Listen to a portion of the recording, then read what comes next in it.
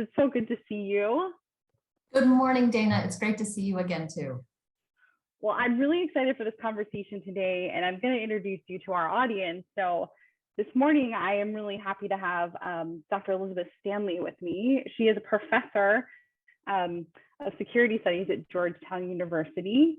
She's also a veteran, and she's also an award-winning author. And part of our conversation today, and thank you so much for this amazing publication, Widen the Window. You can see mine is all, if you see with my background here, but I have so many Post-it notes and arrows and circles in there, but what an amazing book. So we're gonna also take a journey through that as well, and really understand your program that you've built, which is the Mindfulness-based Mind Fitness Training.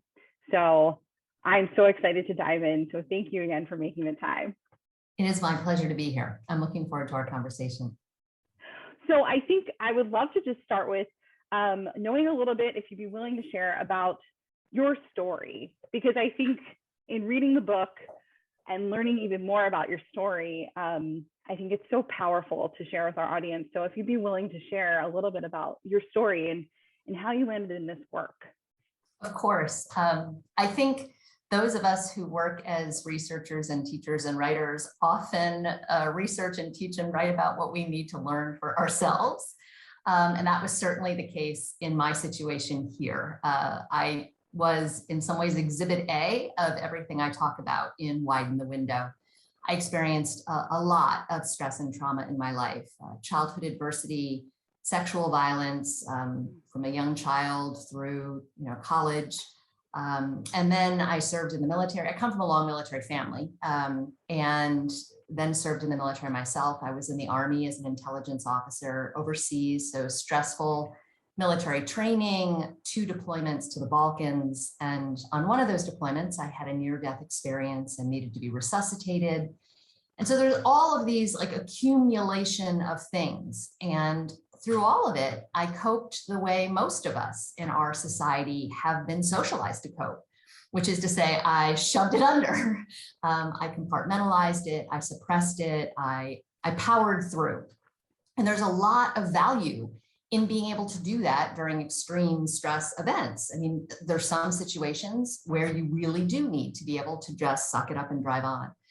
But to do that over many decades, as I did, my body bore the burden of all of that denial and suppression. And it came out in chronic respiratory illnesses and migraines and insomnia. And eventually, after I left active duty and I was in graduate school, it also showed up as PTSD and depression. And I didn't know it at the time, but I also had Lyme disease. And so the kind of nadir of my body falling into this spiral of unwellness was I lost my eyesight for a period of time in 2004. And that was a wake-up call. It's really hard to be an assistant professor who can't see. And so it was my opportunity to realize I really need to do this differently. And so it sent me on a really wonderful journey for my own healing, intensive practice in mindfulness-based practices, long retreats here in the US, and also some time in Burma. I did some clinical work and also some clinical training myself in some of the body-based trauma therapies. And then I put together these different pieces that I had learned because I wanted to share what I'd been learning with others. And that's when I created Mindfulness-based Mind Fitness Training, MFIT, and have been offering it since 2007 in high stress environments, collaborated with some neuroscientists and stress researchers to test it in high stress settings, especially with troops preparing for combat deployments to Iraq and Afghanistan. And we've published the peer-reviewed research from that, and we might talk about that later.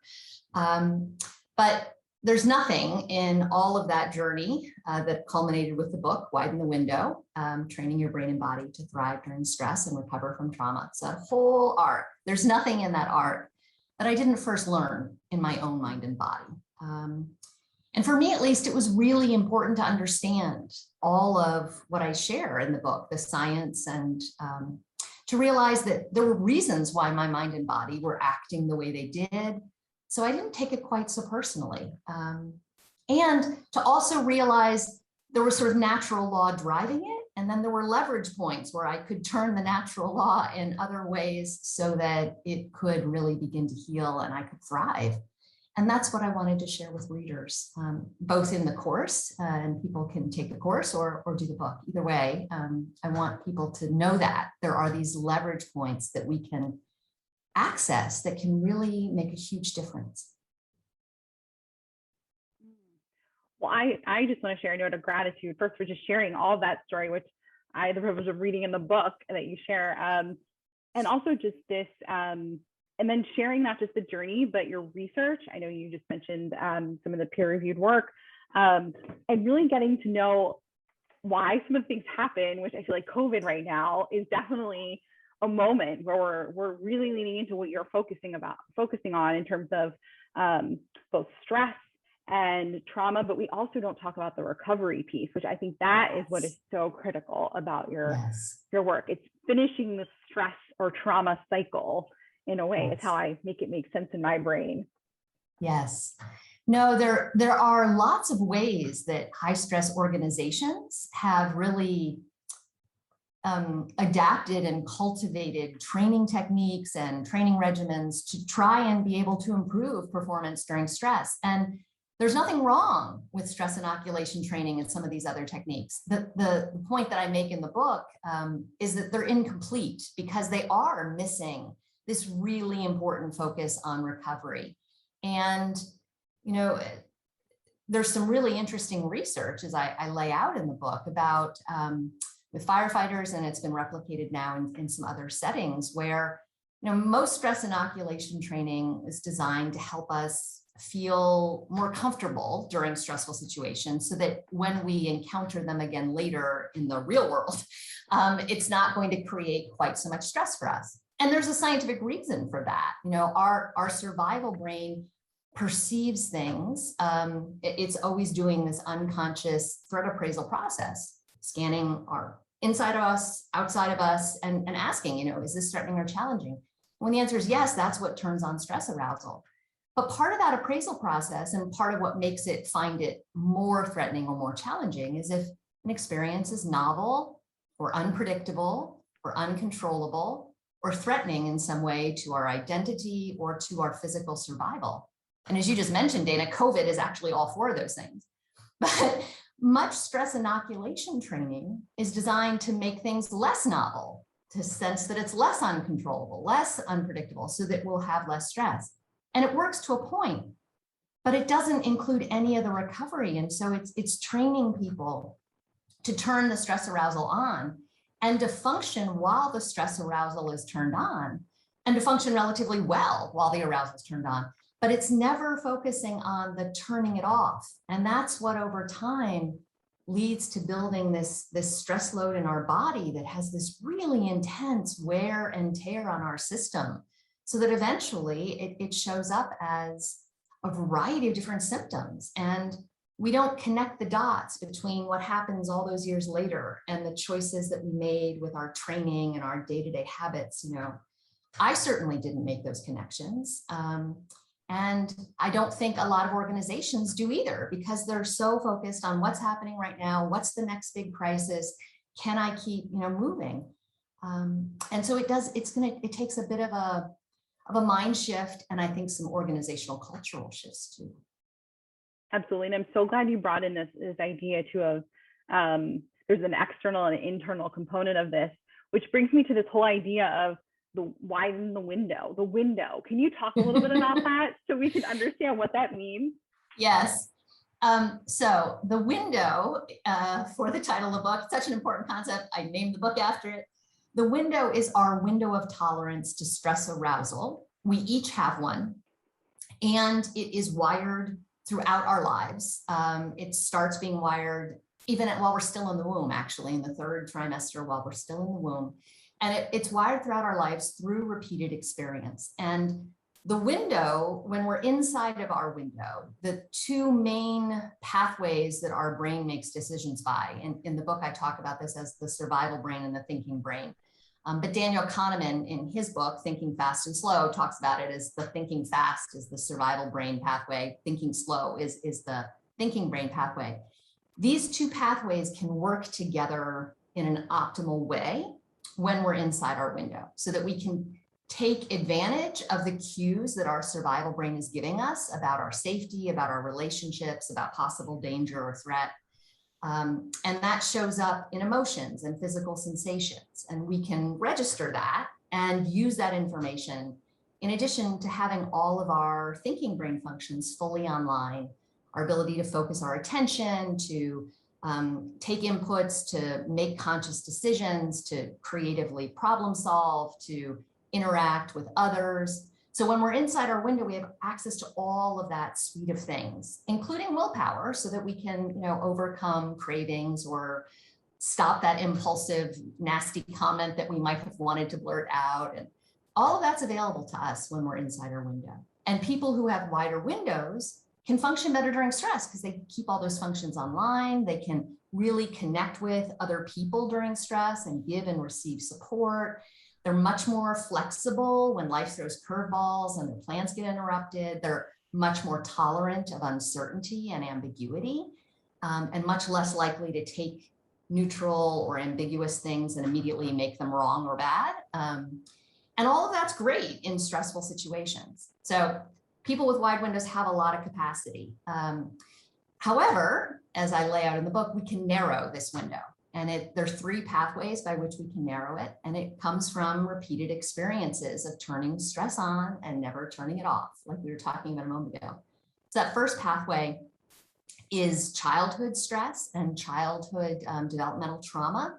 And there's a growing body of research about childhood adversity, ACEs, adverse childhood experiences, and all of the both difficult effects during childhood, but then the downstream effects on physical and mental health in adulthood after having had experienced ACEs. And the really tricky thing about childhood adversity and childhood stress is that we're experiencing this arousal while we're still wiring our nervous system and important parts of our brain. And it can then affect the wiring of our immune system and our hormones and even dopamine, the neurotransmitter that allows us to curb cravings and it's really involved in addictions. All of these get wired and wired in not so beneficial ways when we experience a lot of childhood stress. So that's the first pathway. The second pathway is shock trauma events, things that really give us so much arousal all at once that it overwhelms and kicks us outside of our window. And these are the things most people in our culture consider kind of conventionally traumatic, a mass shooting or a natural disaster or a death of a loved one, or combat or rape or some other violent event like that. And it's interesting, not everyone is going to have the same response during those sorts of events. If our window is already narrowed, we're much more likely to experience trauma during those kinds of events because we have less capacity the window's narrower, we can overwhelm it a lot faster. And then the third pathway is just, I call everyday stress and trauma, relational trauma. These are the things that most of us write off, most of our thinking brains write off as no big deal, but they're actually having a lot of kind of consistent wear and tear of turning the arousal on and not turning it off. And it can be really mundane things like not getting enough sleep. And in the scientific literature, chronic sleep deprivation and its detrimental effects start after just 2 weeks of getting 6 hours a night. And for many people, 6 hours a night is all they've ever had, or like that just seems exorbitant. They don't even get that. But the effects on our emotions, on our cognitive functions, on our immune system, on our hormone system, and then on our cardiovascular system, it leads to all of these really pernicious effects. And again, most of us don't think of that as, they just think of that as life. And yet that's having this tremendous effect. So this pathway has a lot of different things. It can include working in a tense relationship at work, it's challenge with your boss, or tension in relationships at home, or a lot of caregiving responsibilities for a family member. It can include harassment or discrimination, bullying, so sexism and racism and coping with poverty, all of these are in this pathway as well. And then many of the habits we've adopted to deal with our stress, to cope with our stress, they're in this pathway because they might make us feel better in the immediate term, but they're not actually turning the stress off. And so I call them stress reaction cycle habits because they keep building the cycle of, yeah, we're just soothing a little bit. We're not really recovering. The stress is still there. We soothe some more. And each time through that cycle, we have less and less capacity available. That was a really long answer, Dana. I'm sorry. No, don't be sorry. That's great. I'm just so glad because really, having read the book and then hearing you share it back, and for our audience, I think really the realization here is that, this window, our ability to operate and function, right? Because if you're a leader, you're always trying to stay within your window because something that you shared was, it's that like executive functioning, decision making, being able to, that window also equals being able to see what's going on in front of you, like all of it, right? Yes. And also being able to make decisions, because if your window isn't wide enough to manage what you're seeing, right? As a leader, I'm thinking about our elected officials and others who are working with community and during COVID, that you aren't going to necessarily see all the information to be able to make the best decision. And on top of that, which I thought was really interesting, is you also you do from your research have shown that you're not able to even interact and collaborate. Like your social skills become limited. Do you want to talk a little bit more about that? Because I feel like our leaders are probably really experiencing those impacts. Absolutely. So when we're on the edge of our window or outside of our window, all of our thinking brain functions are degraded, as you just said, Dana. So it really does impact our ability to take in all the information we need, or to access information we already know that's relevant that we need to remember. So our explicit memory gets degraded too. And that's when we get forgetful and we can't really call to mind what we need. We get really distracted. We're much more likely to take neutral or ambiguous stimuli and assume it's negative or threatening. And so it can create some self-fulfilling prophecies because we project it to be bad and then we act that way, and that actually can make it worse. We're much more likely to engage in us versus them thinking. And that, of course, also undermines our ability to engage with others. And as you said, our pro-social emotions, the ones that allow us to connect with other people, they get degraded and blunted. So we can't really pick up on pro-social cues from others. And we're much more likely to assume that their cues are somehow negative or being adversarial to us. And so everybody's ability to cooperate just begins to evaporate. So that's one sort of set of things that happen. The second set of things that happen is we really do all of that suppression, that suck it up and drive on. I talked about that thinking brain override. And we're kind of pushing things out of the way that are really important cues that we actually need. So we disregard our limits, we disregard other people's limits, and that can set us into spirals of, complete sleep deprivation, or really not listening to an important emotion that has important information that needs to be a part of that decision. Instead, we kind of bracket it and then it's not included. And ultimately it leads us to make a less appropriate, a less effective choice. We also can engage in this place in survival brain hijacking, which is the opposite side of that, where we can end up having stress and emotions driving all of our decisions. We're making every choice fueled by our anxiety or our arousal or our anger, our restlessness. And those don't lead to the best choices either. So all of these things happen as our window narrows. And for a leader, it isn't just affecting your own decision-making. You as the leader are a really important figure in the social environment of your group because as I talk about later in the book, we are wired to connect. There's all of the last 20 years has been great growth in research about the neurobiological mechanisms by which we're wired to connect. And all of that social wiring is really strongest in two kinds of relationships. And a leader embodies both.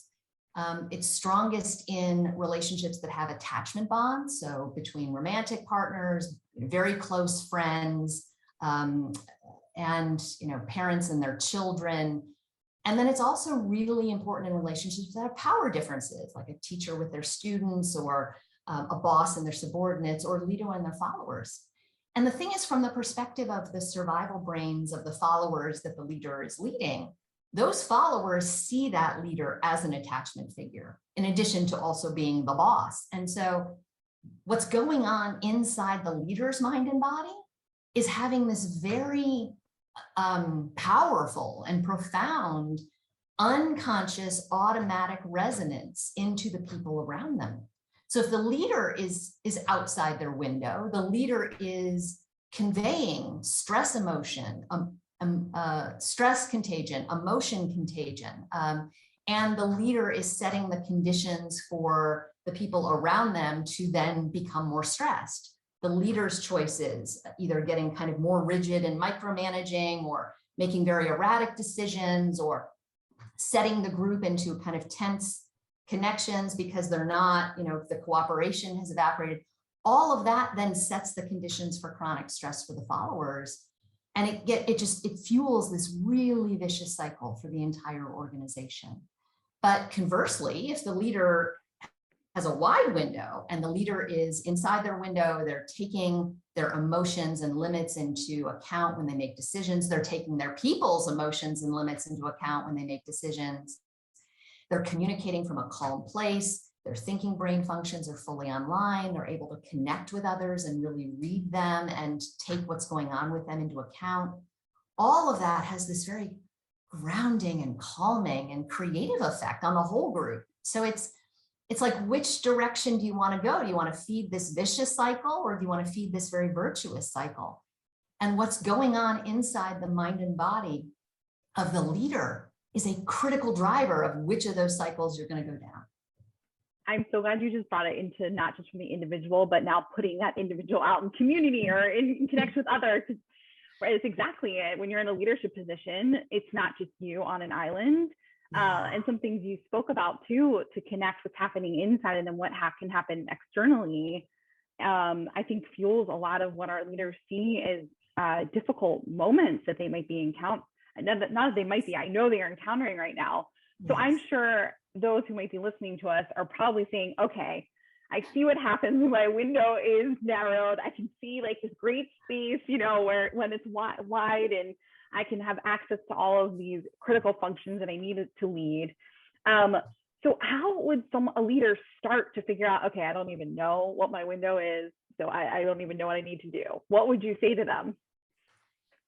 I would say, if you want to understand more about your window, I absolutely do recommend the book. And I recorded the audiobooks. You can listen to me speak it if you don't want to read it, but I do recommend you get to know what's going on with your window and understand all of the things in your life that you may have written off as no big deal that actually have contributed to your window, so that you cannot not judge yourself for whatever your current window width is. It is what it is. We need to recognize it and then move from there. Like, no judgment, no blame. It is what it is. And then we can move from there. And then the next thing I would say is the thing that really struck me when I was writing the book, doing the research for it and writing it, is how much everything about our mind and body is the result of repeated experience. Our neurobiology really works as the result of accumulated, repeated experience. And some of that repeated experience is conscious, like we might have very conscious choices of habits and we're doing them every day, and that's accumulating some repeated experience. Some of that repeated experience is unconscious. It's conditioning that we developed, again, all the way back to pre-verbal times, and it's been going on in the background and doing its thing without us bringing awareness to it. So recognizing that there's this big train of inertia that has driven us to create the certain patterns that we have in the way we interact in the world, in the way our brain is wired, the way our nervous system is wired, in which genes have expressed themselves or not.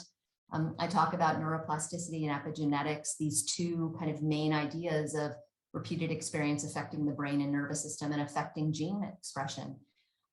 And so we can kind of take a stock of, okay, all the repeated experiences to now got me to this. Okay, now what am I consciously going to choose to make my repeated experiences be going forward? And which, I have a lot of agency in that. I have a lot of choice in that. And I'm going to own that choice and then make some choices. Some of them are very little shifts, but as long as we're doing it in a repeated way, we're accumulating these new repeated experiences that then allow for shifts. We all know with physical exercise, you don't get buff by just reading a book about it. You have to actually get up and go out and run or lift weights, whatever it is. And when you do it in a repeated way, you see training specific effects on your cardiovascular system, on your muscle tone, and there are different things you do to build different things. If you want to build fast twitch muscles, you have to do wind sprints. Like that's the way you get that kind of thing. So it's the same sort of thing. Understanding, okay, I want to have more capacity and stress. How do I get that? Well, the most important thing is we need to have a lot of repeated experiences with recovery. We need to experience arousal that's slightly out of our comfort zone, and then we need to support our mind and body getting full recovery.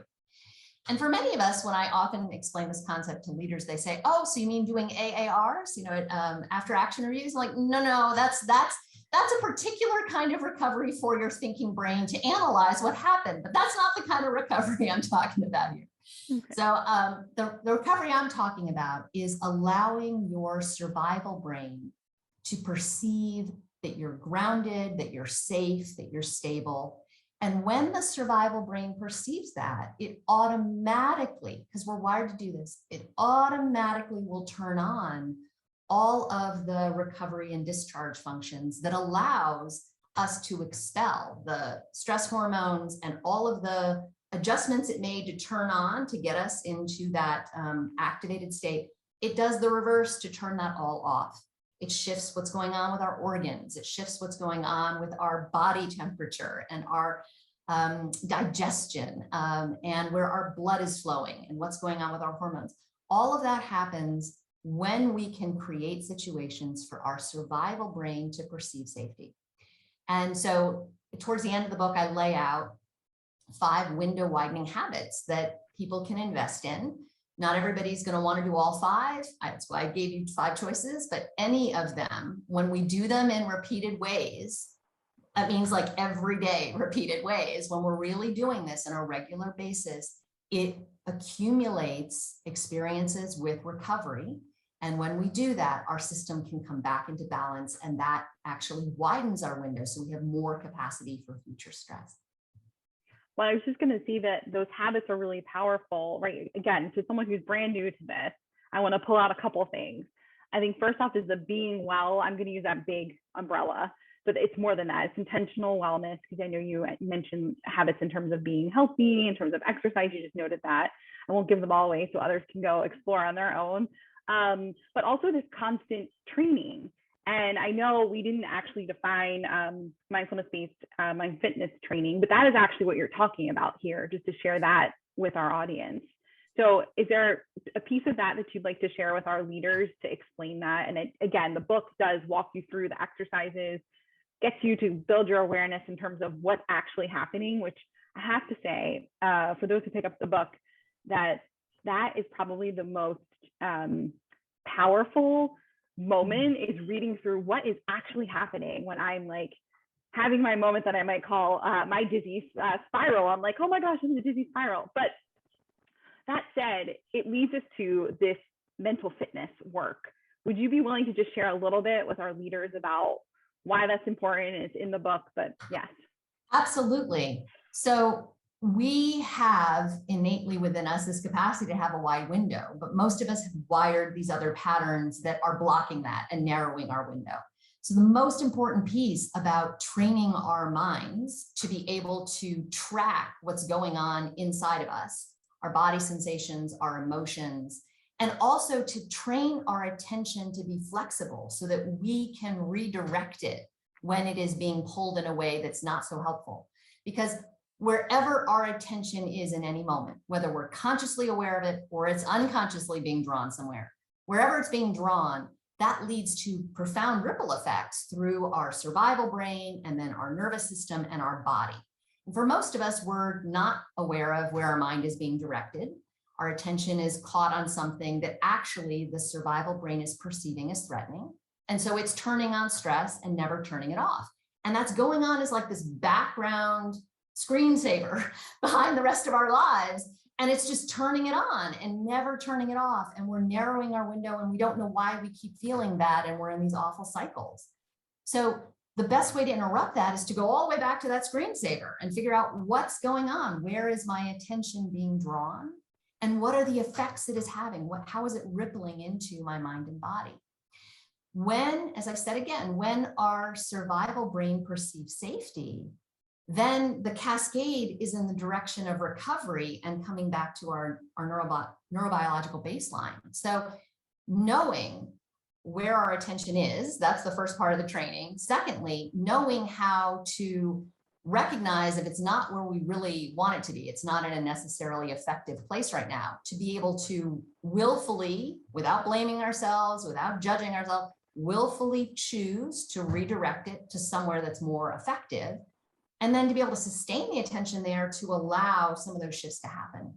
So MFIT really builds two core capacities, this attentional control and the ability to tolerate challenging experience, especially challenging experience inside us, because we have a lot of habits that we want to push away, discomfort or uncomfortable sensations or uncomfortable emotions. And sometimes we actually have to be able to direct to them so that we can direct our attention in ways that are going to allow them to wash through instead of kind of getting stuck and becoming the filter through which we're moving through the world. So I don't know if that was helpful at all, but MFIT is this very gradual sequence of exercises. It builds attentional control and tolerance for challenging experience. It draws on mindfulness training, but it also draws on techniques from the body-based trauma therapies that really work with re-regulating the survival brain and nervous system and healing prior memory capsules from prior traumatic events so that our window can widen. And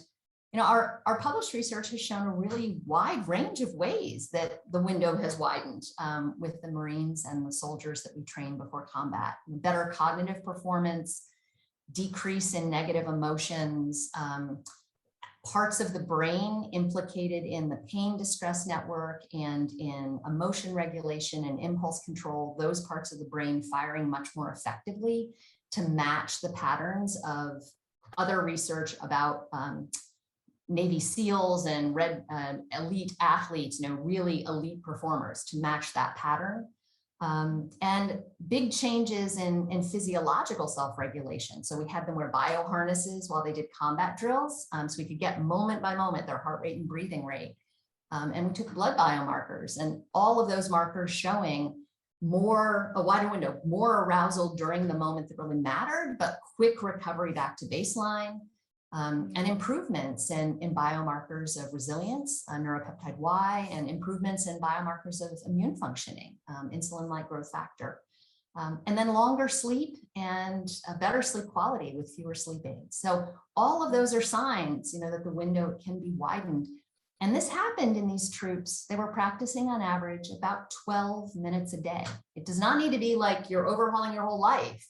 Right. But if you don't start training your attention during a day-to-day way, you're not going to have those capacities available when the shit hits the fan. You're just not going to be able to do that. You have to be doing it in a regular way so that when you're the most stressed, you can have at your availability to redirect your attention to a cue that shows your survival brain you're safe. Even in a challenging moment, your survival brain can perceive, okay, I'm stable enough right here, so that at least it might not be fully recovering, but at least it's not adding more on. Right. And that's what leads to these really profound effects, even during mock combat drills. So I'm just so glad you shared some of the pieces around the military, right? Because how stressful, right? I think we can very much not relate all from personal experience, such as yourself, but that is an ultimate stressor. And I think that leaders right now are also feeling immense pressure being on the front lines. There's something you said earlier in the conversation around and us versus them, civil discourse. There's so much. Being on the front lines and leading in community.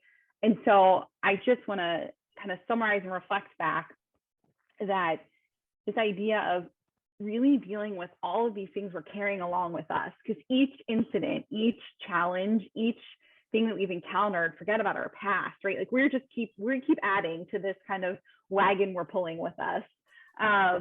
And until we start to understand what's actually in the wagon, if you will, and start really like taking them and looking, and they're not going to be comfortable things, as you were saying. But until we start to do that and build this awareness, as you're saying, just practicing, even just 12 minutes a day, which allows us to go into the wagon, that's just going to get heavier and heavier to pull along with us, is the point. So why not start now and starting to really understand ourselves, what we're carrying around with us, so that we can keep showing up fully and how we want to. We get to choose agency, right? That's huge here. It really gives us agency when our window is wide. Yes, and agency is so important. The ability to recognize we have choice in a moment is so important, because when our survival brain doesn't perceive us as having choice, that's when we move into the zone of trauma. And that's when we have the potential for much bigger long-term effects. So being able to access choice, even in a moment where the situation might be really, really, really uncomfortable and not what you want happening, you still always do have choice about where you're going to direct your attention. And sometimes even that little bit of being able to know, wait, I could choose to direct my attention right now to my butt in the chair and feeling that contact and the weightedness of being in the chair. And I know that sounds really simple and strange, but the fact that you could choose that and direct your attention in that way, that will protect you from trauma in that moment. It will, because your survival brain will not perceive you as helpless or powerless or lacking control. So these are really little things. They're really subtle, but they are so powerful. And if a leader is interested in getting started and wants to get a flavor for this, I have the first exercise of the MFIT sequence. It's called contact points because it is training your attention to direct your attention to places of contact. And that is a cue that the survival brain finds very safe and grounding. It's a 5-minute recording. You can get it on my website. You can go to my website and download it. You'll get it if you join my mailing list, elizabeth-stanley.com. And we created, I partnered with Sounds True last year, and we created an online version of the whole course. It's over 8 weeks, but it's self-paced. So many people are taking longer than that to do it. It's about an hour of videos a week. They're broken into shorter pieces, but it's about an hour in cumulative over a week. And then daily exercises to practice, ideally about 30 minutes a day, but not all at once. You can do it in little chunks throughout the day, like the contact points is only 5 minutes. You can do it throughout the day. And people are finding that the ability to have some support to work on widening their window is really helpful. So I'm really glad to have an online resource now where people can do it on demand, self-paced, in a way that works in their schedule. I'm so glad you shared those resources so that our leaders know that this is something they can get the book, which I highly recommend. There's exercises in if you really want to also just really take the deep dive. I think we all owe that to ourselves, especially for showing up in these ways to serve and lead in many different sectors, that to really understand what's going on so we can really make sure that we're choosing. And I just also wanted to say or ask you if there's one thing you wanted a leader today to take away from our conversation and from the amazing work that you've been doing around thriving in stress and managing trauma, what is the one thing you would want a leader to know? The one thing I would want a leader to know is that for all of the bad news that the term self-care gets, there really is only one window. If only one window in an organization could change for the better, ideally that one window is the leader's window. The leader has such profound ripple effects on the social environment and the capacity and well-being of their people, that a leader who takes care of keeping their window wide is doing the single most important thing they can do to ensure that their organization is going to have the capacity and the flexibility and the adaptability for when uncertainty and change and unexpected things happen. So leaders taking care of themselves and really prioritizing, making sure that they're getting enough sleep, enough exercise, that they've been training their attention, that they are really staying as grounded as possible to keep their brains and bodies wired with a wide window. That is going to pay off in such really important ways for that organization.